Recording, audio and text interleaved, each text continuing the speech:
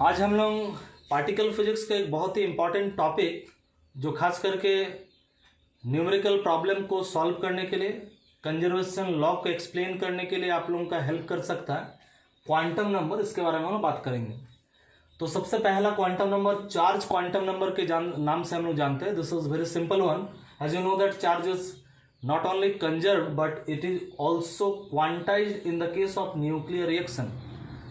तो कोई भी न्यूक्लियर रिएक्शन का जितना भी कंजर्वेशन लॉ हम लोग को स्टडी करना है, उस कंजर्वेशन लॉ में चार्ज क्वांटम नंबर, एक एक पार्टिकल का चार्ज क्वांटम नंबर कितना है हम लोग को जानना पड़ेगा। जैसे एग्जांपल के तौर पे इलेक्ट्रॉन का होता -1, पॉजिट्रॉन का +1, प्रोटॉन का +1, एंटी प्रोटॉन का -1, न्यूट्रॉन का 0, फोटोन का 0। इस ढंग से हमारा चार्ज क्वांटम नंबर होता है। अब हम लोग लेप्टॉन नंबर के बारे में बात करेंगे। वैसा पार्टिकल हम लोग जानते हैं जो हमारे पास जितने भी इंटरेक्शन था, सब इंटरेक्शन के लिए एक एक पार्टिकल रेस्पॉन्सिबल होता है या ग्रुप ऑफ पार्टिकल रेस्पॉन्सिबल होता है। उसमें से हम लोग लेप्टॉन हम लोग स्टडी किए थे। लेप्टॉन कुछ पार्टिकल्स को हम लोग, जैसे इलेक्ट्रॉन हुआ, उसके साथ हमारा जो टाउन हुआ, इसके साथ साथ हमारा कुछ न्यूट्रिनो हुआ, एंटी न्यूट्रिनो हुआ, तो इसको हम लोग लेप्टॉन के कैटेगरी में रखते हैं। तो L = +1 होगा।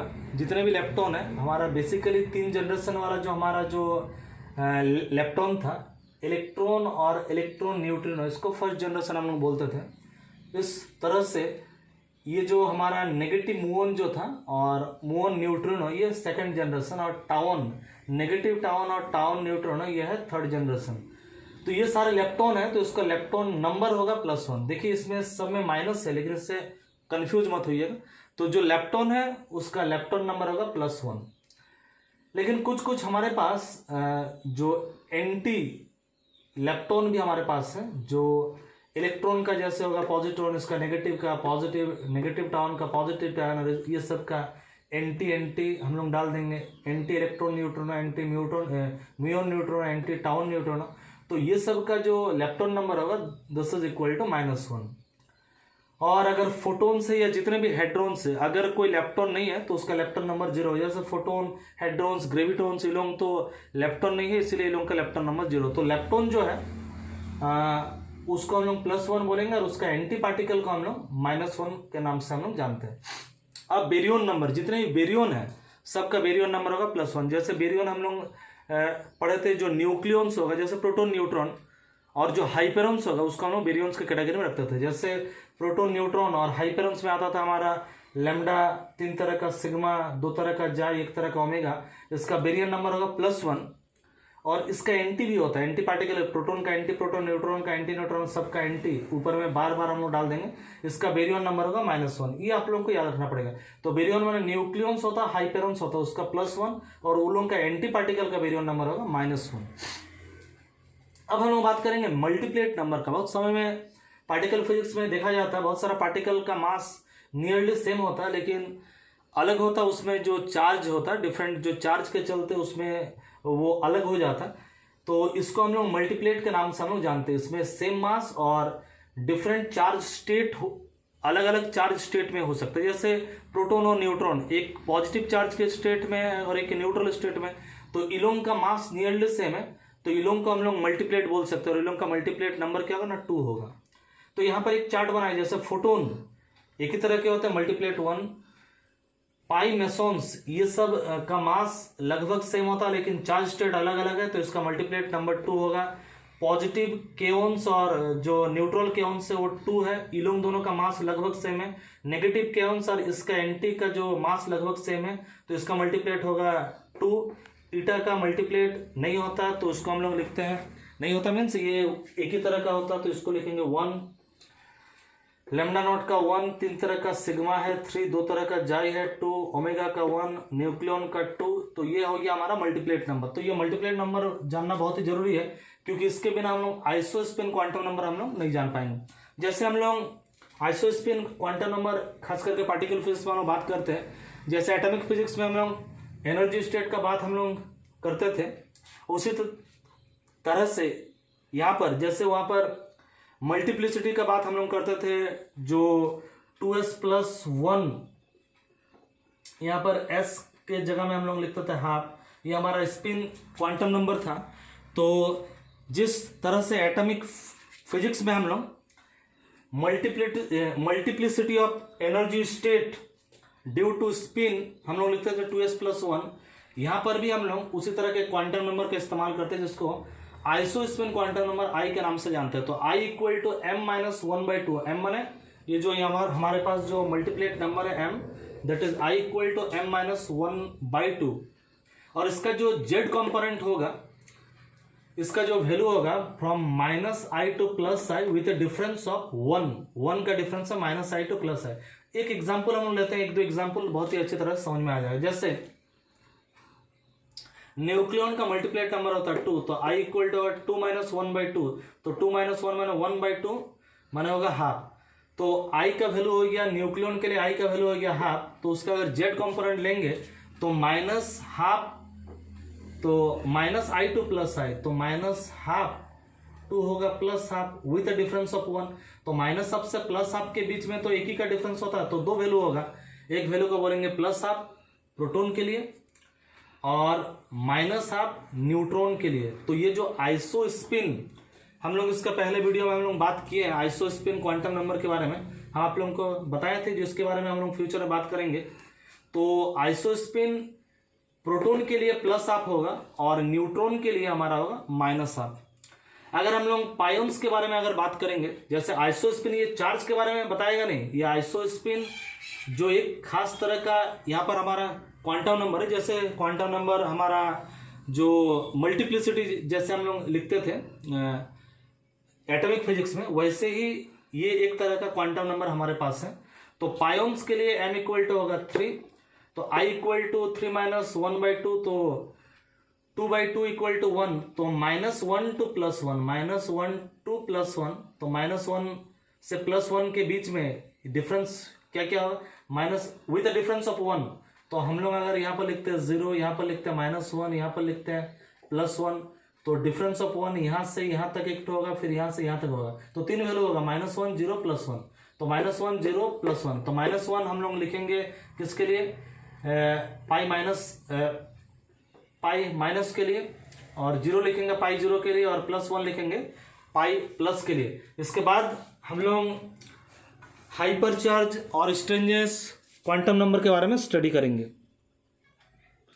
Now hyper charge, this is defined as twice of average charge. As we know that the average charge q bar, this is equal to charge 1 q1 plus q2 plus q3 dot dot dot by multiplied।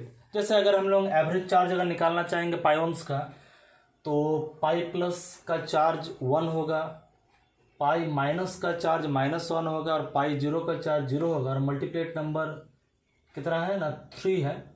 तो +1 -1 0 means 0/3 means 0। Average charge of जो पायोन्स जो होगा पाई masons वो होगा 0। तो जैसे nucleon के लिए एवरेज चार्ज अगर हम लोग निकालना चाह रहे हैं न्यूक्लियन के लिए, तो न्यूक्लियन में हमारा प्रोटॉन आता है, न्यूट्रॉन आता है, तो प्रोटॉन का चार्ज है 1, न्यूट्रॉन का चार्ज है 0, और न्यूक्लियन का मल्टीप्लेट नंबर है 2, तो एवरेज चार्ज होगा हाफ।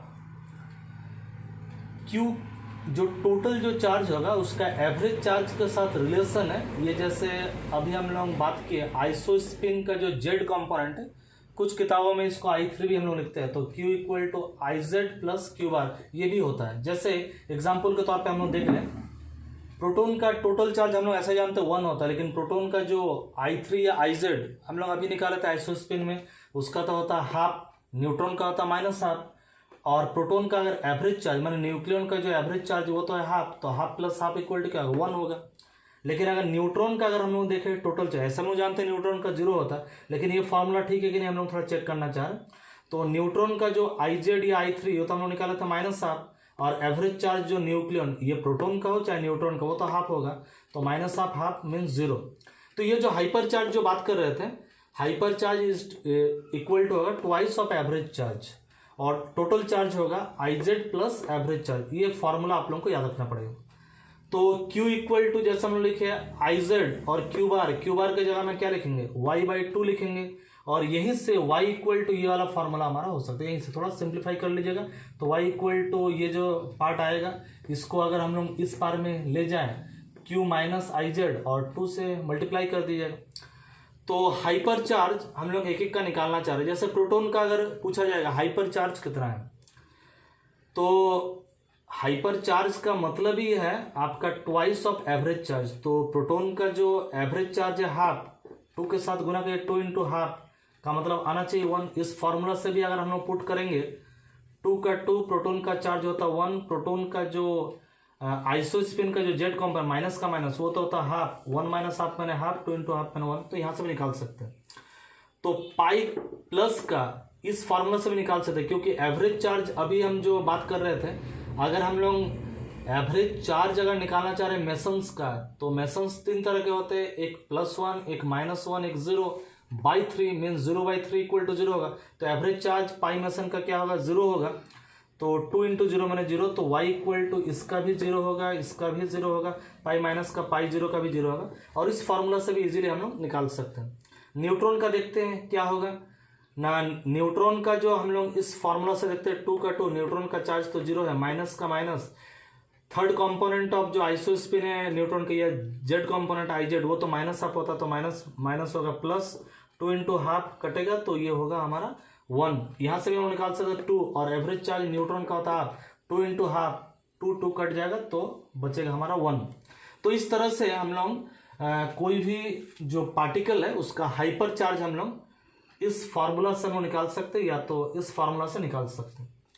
और एक क्वांटम नंबर है जो बहुत ही इंपॉर्टेंट क्वांटम नंबर है, जिसको हम लोग स्ट्रेंजीनेस क्वांटम नंबर एस से रिप्रेजेंट करते हैं।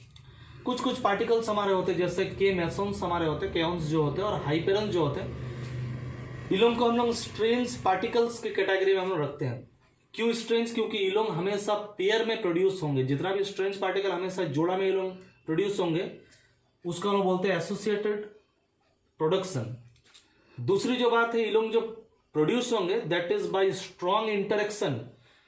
जब न्यूक्लियॉन्स के बीच में हाई एनर्जी कोलिजन होगा, nucleon nucleon high energy collision जब होगा, तो ये सब पार्टिकल्स हमारा प्रोड्यूस होंगे, जिसको स्ट्रेंज पार्टिकल बोलेंगे। तो प्रोडक्शन में तो ये लोग स्ट्रॉन्ग इंटरेक्शन को ये लोग फॉलो करेगा, लेकिन जब ये लोगों का डिके होगा तब वो लोग वीक इंटरेक्शन के माध्यम से डिके होगा। जैसे एग्जाम्पल के तौर पे देखिए, ये स्ट्रॉन्ग इंटरेक्शन में ये लोग प्रोड्यूस और स्ट्रेंज पार्टिकल्स जो है, जितने भी हाइपेरॉन से, ये एक तो हाइपेरॉन से, ये केऑन से, स्ट्रॉन्ग इंटरेक्शन में ये लोग प्रोड्यूस हो रहे हैं। लेकिन ये जब डिके होगा और ये जब डिके होगा तो वीक इंटरेक्शन के दौरान ये डिके होगा। तो प्रोड्यूस हो रहे हैं लोग स्ट्रॉन्ग इंटरेक्शन में, लेकिन चूंकि ये लोग डिके हो रहे हैं वीक इंटरेक्शन में, इन लोगों को हम लोग स्ट्रेंज पार्टिकल के नाम से जानते हैं। तो स्ट्रेंज क्वांटम नंबर का फॉर्मूला होता है y माइनस बी। तो हम लोग यहां से y equal to S plus B भी लिख सकते हैं। जैसे q इक्वल टू पहले हम लोग लिखे हैं यहां पर q equal to I Z plus Q bar. तो q equal to I Z plus Q bar, तो आई जेड का आई जेड क्यू बार के जगह में तो हम लोग जानते हैं, क्योंकि y equal to 2 q bar, तो q bar equal to y by 2 होगा। तो q इक्वल टू जो हमारा फॉर्मूला था आई जेड का आई जेड 1/2 का 1/2 y के जगह में, देखिए y के जगह में क्या लिख सकते हैं s प्लस बी। तो s प्लस बी हम लोग लिखे। तो ये फार्मूला हमारा बहुत ही इंपॉर्टेंट फार्मूला है, इसको इक्वेशन 1 के नाम से इक्वेशन 1 हम लोग दिए। तो एग्जाम्पल के तौर पे स्ट्रेंज पार्टिकल तो हमारा केऑन्स और हाइपेरॉन्स ही होगा। हाइपेरॉन्स हमारा लेमडा, सिग्मा, जाई, ओमेगा जो पार्टिकल था, और जितने भी हमारा के मेसॉन्स है सब हमारा हाइपेरॉन्स के कैटेगरी में आएंगे। तो हम लोग देखते हैं लेमडा 0 और सिग्मा 0, इन लोगों का ऊपर में 0 है, मीन्स 4 0 होगा। पहले हम लोग डिराइव कर चुके हैं, इसका जो आई जेड होगा, इसका आई जेड होगा 0, और चूंकि ये लोग बेरियन से, जितने भी न्यूक्लियन से और जो भी हाइपेरॉन्स होगा वो तो बेरियन है, तो इसको इन लोगों का बेरियम क्वांटम नंबर होगा 1। तो इस फॉर्मूला में पुट करते हैं, इन लोगों का चार्ज है 0, आई जेड भी है 0, हाफ का हाफ, स्ट्रेंज कितना हम लोग निकालना चाह रहे हैं, और बी तो है 1, तो 0, ये 2 इधर चला जाएगा तो 0 हो जाएगा। तो एस इक्वल टू ये उस पर जाएगा तो -1। इसी टाइप से सिग्मा माइनस का चार्ज तो होगा ये -1, आई जेड भी इसका होता है -1, और चूंकि ये बेरियन है +1, यहाँ पर पुट करेंगे, क्यू तो है -1, आई जेड भी है -1, हाफ का हाफ, एस का एस, बेरियन होगा +1। तो ये वाला कट गया, तो इधर में 0 हो जाएगा, 2 को 0 के साथ मल्टीप्लाई करने से 0 हो जाएगा। तो तो 1 को उधर जाने से -1 एस इक्वल टू -1, इसका भी स्ट्रेंजनेस होगा -1।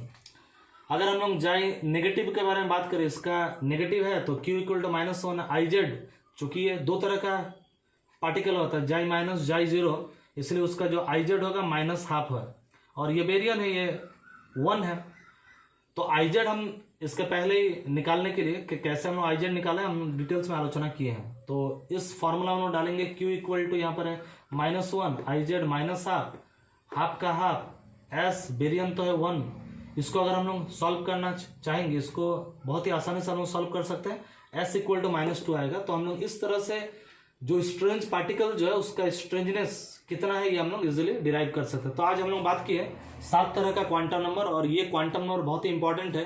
कोई भी न्यूक्लियर रिएक्शन पार्टिकल फिजिक्स में अगर हम लोग कंसिडर करना चाह रहे हैं तो ये क्वांटम नंबर कंजर्व होना चाहिए। जैसे केमिकल रिएक्शन में भी क्वांटम नंबर कुछ कुछ होता है जो कि कंजर्व रहता है, तो इसी तरह से हमारा पार्टिकल फिजिक्स में न्यूक्लियर रिएक्शन में ये सारा क्वांटम नंबर कंजर्व होना चाहिए, तो वो रिएक्शन अलाउड होगा। तो इसके बाद वाला वीडियो में हम लोग बात करेंगे जो कंजर्वेशन लॉ के विषय में हम लोग स्टडी करेंगे। तो आज के वीडियो में इतना ही।